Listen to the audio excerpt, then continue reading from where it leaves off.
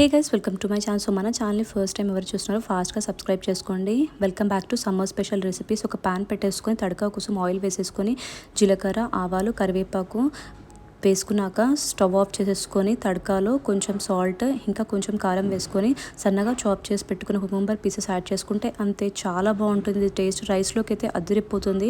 ఇది తినడం వల్ల బాడీ కూడా హైడ్రేటింగ్గా ఉంటుంది. నెక్స్ట్ రెసిపీ వచ్చేసరికి నిమ్మకాయ చారు.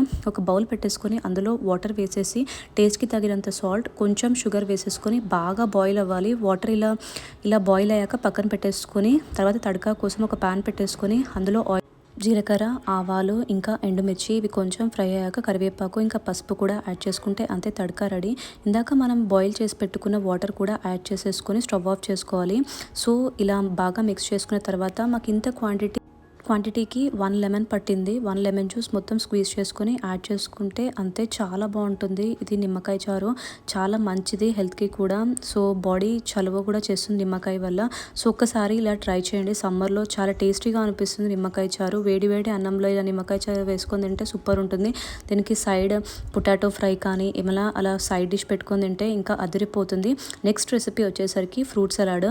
ఒక బౌల్ పెట్టేసుకొని అందులో 1/2 లీటర్ మిల్క్ వేసేసుకొని బాయిల్ చేసుకోవాలి. అలా మిల్క్ బాయిల్ అయిన తర్వాత మనం కస్టర్డ్ పౌడర్ 2 స్పూన్స్ యాడ్ చేసుకోవాలి. 2 స్పూన్స్ యాడ్ చేసుకొని అందులోనే ఒక 2 డ్రాప్స్ ఫ్రూట్ ఎసెన్స్ అని మనకు మార్కెట్లో దొరుకుతుంది. ఇది కూడా యాడ్ చేసుకొని లంప్స్ లేకుండా మిక్స్ చేసుకోవాలి.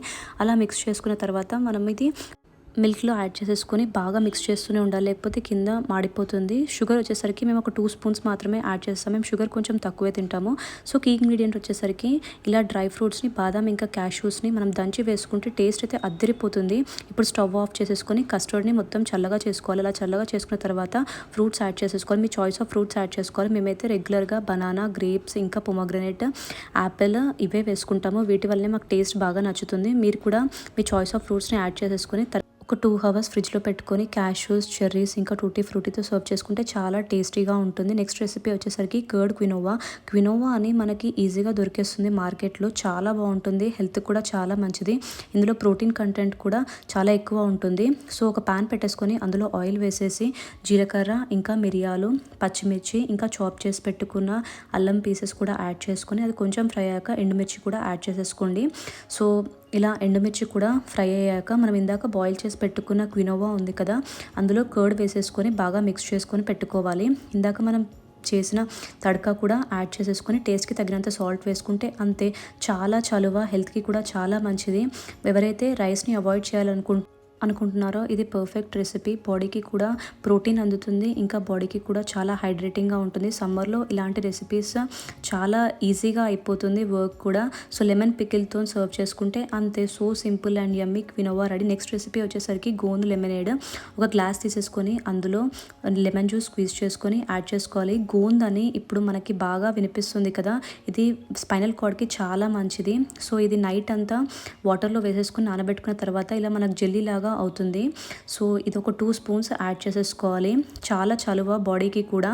సో ఇది ఒక 2 స్పూన్స్ యాడ్ చేసుకొని సబ్జా సీడ్స్ ఉంటాయి కదా, అవి కూడా వాటర్లో సోక్ చేసి పెట్టుకున్నవి 2 స్పూన్స్ యాడ్ చేసుకొని కొంచెం సాల్ట్ ఇంకా కొంచెం షుగర్ యాడ్ చేసేసుకొని బాగా మిక్స్ చేసుకోవాలి. మొత్తం మిక్సింగ్లోనే ఉంటుంది టేస్ట్ అంతా. ఇక్కడ బాగా మిక్స్ చేసుకుంటే మనకి అన్నీ పర్ఫెక్ట్గా సరిపోతాయి. సో ఇలా మిక్స్ చేసుకున్న తర్వాత వాటర్ వేసేసుకొని చిల్డ్గా కావాలి అంటే ఐస్ క్యూబ్స్ వేసుకుంటే చాలా బాగుంటుంది టేస్ట్ అయితే. నిజంగా ఇది కూల్ లెమనేడ్ అనేది పర్ఫెక్ట్, అసలు హెల్త్కి కూడా చాలా మంచిది. ఈ కూల్ డ్రింక్స్ ఇంకా ఇలాంటి వాటికన్నా ఇంట్లోనే మనం ఇలా హెల్తీగా లెమనేడ్స్ చేసి కిడ్స్కి ఇస్తే వాళ్ళు కూడా చాలా ఎంజాయ్ చేస్తారు. So next recipe Musk melon juice. Musk melon wash చేసేసుకొని ఇలా కట్ చేసేసుకొని సీడ్స్ అన్ని సపరేట్ చేసుకున్న తర్వాత అంతా స్కూప్ అవుట్ చేసేసుకొని బ్లెండర్ జార్లో వేసేసుకోవాలి. మస్క్ మిలన్ టేస్ట్ చూసాము, చాలా స్వీట్గా ఉంది. ఇంకా అడిషనల్గా షుగర్ కానీ ఏమీ వేయలేదు. సో మిల్క్ వేసేసుకొని బాగా బ్లెండ్ చేసుకొని పెట్టుకోవాలి. సో నేను ఇంకా కొంచెం ఫ్యాన్సీగా సర్వ్ చేయడానికి కోసం స్కూప్ అవుట్ చేసుకున్న దాంట్లోనే ఇలా మనం మస్క్ మిలన్ జ్యూస్ యాడ్ చేసుకుంటే మనకి డిఫరెంట్గా అనిపిస్తుంది, చూడడానికి కూడా బాగుంటుంది. సో సబ్జా సీడ్స్ కూడా ఒక 2 స్పూన్స్ సోక్ చేసినవి యాడ్ చేసుకుంటే మంచి చలువ కూడా. సో ఇంకా టేస్ట్ని కొంచెం ఎన్హాన్స్ చేయడానికి నేను క్యాష్యూస్ ఇంకా కిస్మిస్ వేసాను. ఇవి వేసుకోవడం వల్ల మనం జ్యూస్ తాగుతున్నప్పుడు మధ్య మధ్యలో అక్కడ తగులుతుంటే చాలా బాగుంటుంది. చిల్గా కావాలి అంటే 2 ఐస్ క్యూబ్స్ వేసుకోండి, చాలా బాగుంటుంది టేస్ట్ అయితే నిజంగా మస్క్ మిలన్ జ్యూస్. ఎవరైనా ట్రై చేయకపోతే ఇంకా డెఫినెట్గా ట్రై చేయండి, బాడీకి కూడా హైడ్రేటింగ్గా ఉంటుంది.